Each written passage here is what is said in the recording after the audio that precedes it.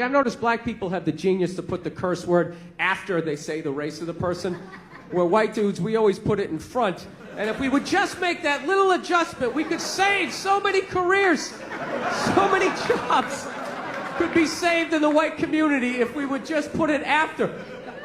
You never notice that in conversation? You hear a black guy being like, man, I was standing there, this Asian motherfucker came in, he starts talking about, you don't even hear it. You're just sitting there, oh, what did this Asian motherfucker do? I would love to hear the rest of this story, right? Dude, I would tell the exact same story, right? I'm standing there, right? This fucking Asian comes in, right?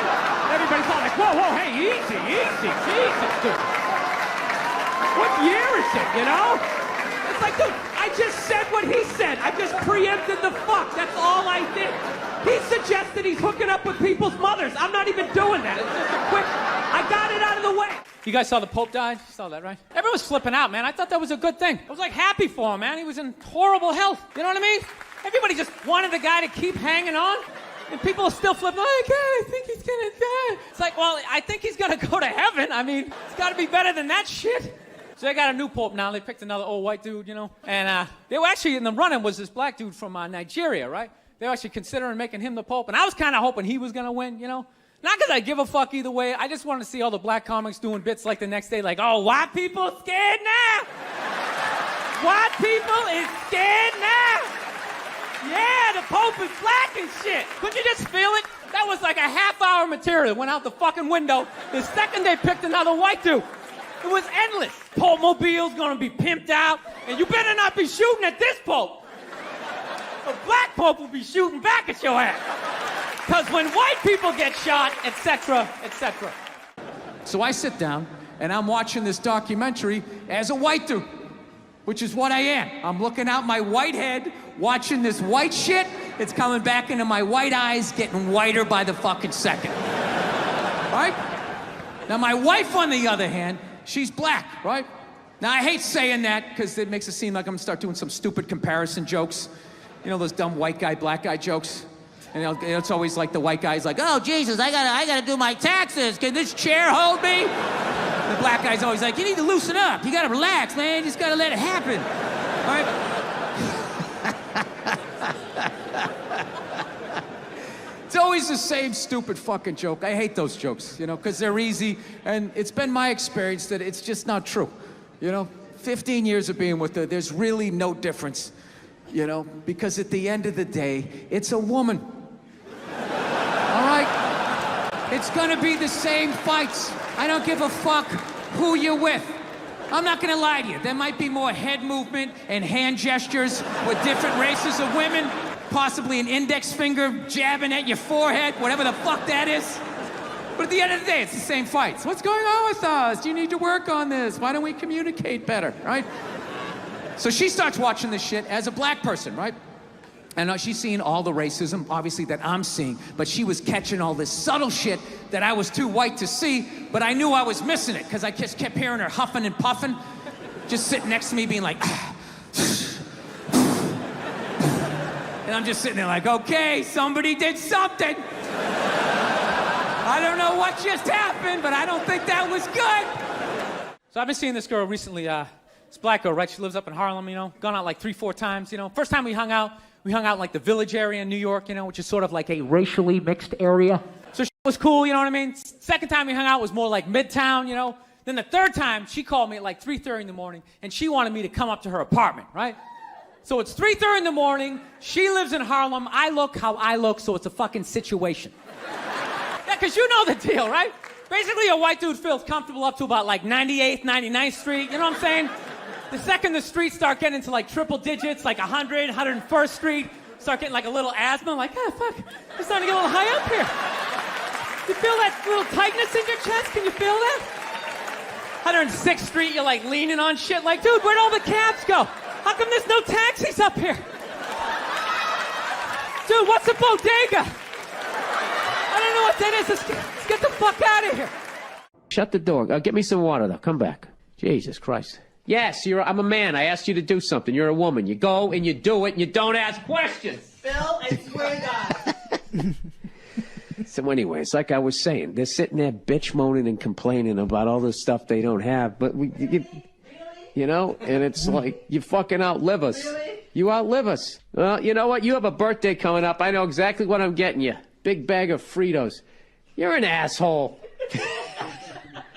Yeah, so they're always bitch moaning and complaining about what they don't have, right? You know, do they ever look around and see what they do have? A whole fucking platoon of shoes, huh, that their guy paid for. I'll tell you what I have. Right? You bad for a husband. Oh, snap. 12 to 6 right there, baby. Hey, Nia, do you know why I make more an hour than you? Because I'm better than you. Actually, I had this black dude moved in my building, man. Lives on the same floor as me. He's one of these dudes. Every time he's hilarious. Every time he says some shit, right after he's done saying that, he repeats like the most important part of like the previous sentence. It's hilarious. Everything he said will be like, yo, my man came in, he put that shit on the table. Put it on the table! Yo, this country's at war, son. War!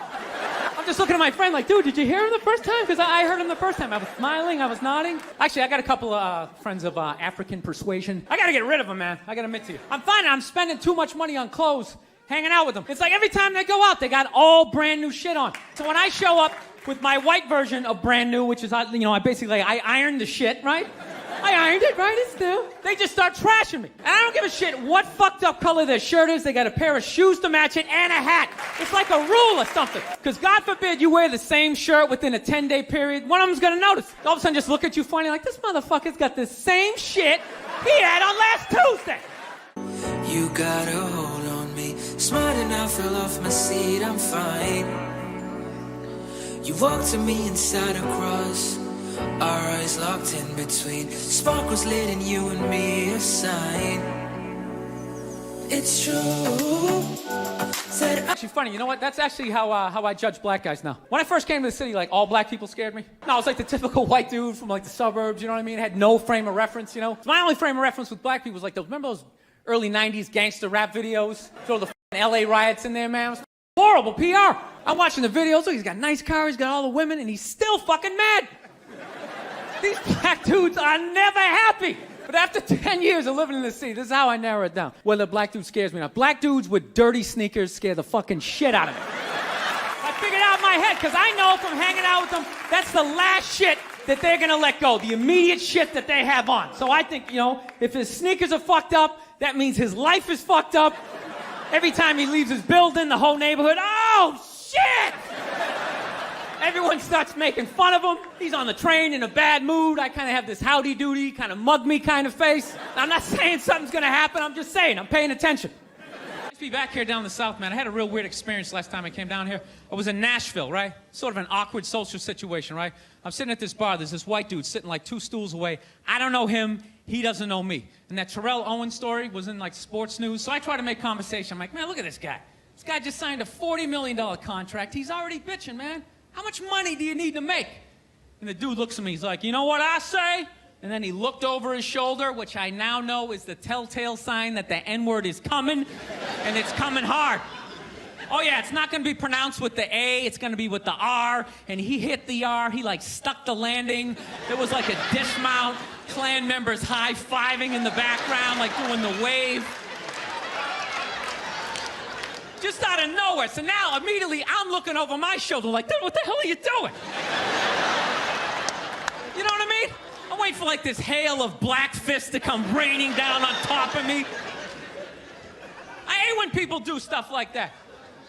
That dude made me part of like a potential ass-kicking that I had nothing to do with. You don't do shit like that. He just had that word, hot potato, just threw it in my lap. Like, ah! Trying to pass it down to the next white dude. I hate when people do that, man. You know, it's like, dude, feel me out first. Ask some questions. Do you like to fish? Have you ever fucked your sister, right? I start rattling off answers, then you go old school. You give me a pamphlet, you tell me about your militia. Don't just dive into it. That dude was one of the angriest people I ever met. I should have known that word was coming, because he was just watching Terrell, right? Anytime I would bring up, look at man, that guy's talking trash, he would just like flip out. He won't shut up! You know those people get like so mad they're not even looking at you? Their eyes are up, you just shut up and play the game! You know what's funny? I don't even like Terrell, but now I love the guy. Because every time I see him talking trash, I know this idiot in Nashville is just losing his mind, like kicking over his kitchen TV. Shut